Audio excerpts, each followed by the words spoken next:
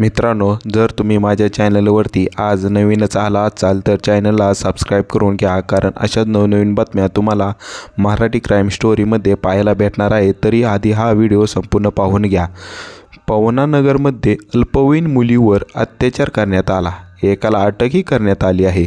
मुलगी घरात एकटी असल्याचा फायदा घेत संशयिताने तिच्यावर अत्याचार केल्याचे तक्रारीत नमूद केले आहे. पवनानगर अल्पवयीन मुलीवर अत्याचार केल्याप्रकरणी लोणावळा ग्रामीण पोलिसांनी दिनेश अर्जुन काळे वय 40 राहणार ब्राह्मणोळी तालुका मावळ याला अटकही करण्यात आली आहे. आरोपीला वडगाव मावळ न्यायालयात हजर केले असता त्याला 5 दिवसाची पोलीस कोठडीही सुनावण्यात आली आहे. शुक्रवारी 14 ऑगस्ट पवनानगर परिसरात ही घटना घडली होती.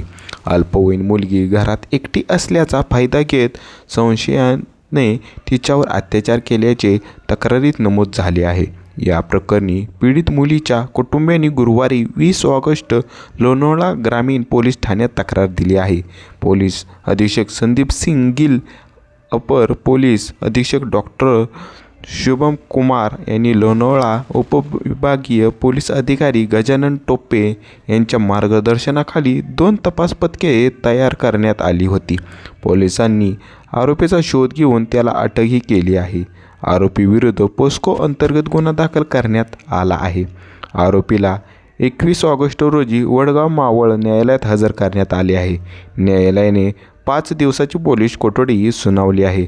तपास निरीक्षक विजया मैत्रे करीत आहेत. जर तुम्हाला मित्रांनो व्हिडिओ मनापासून जर आवडलाच असेल तर व्हिडिओला तुम्ही लाईक करा आणि तुम्हाला व्हिडिओ कसा वाटला हे कमेंटमध्ये नक्की कळवा.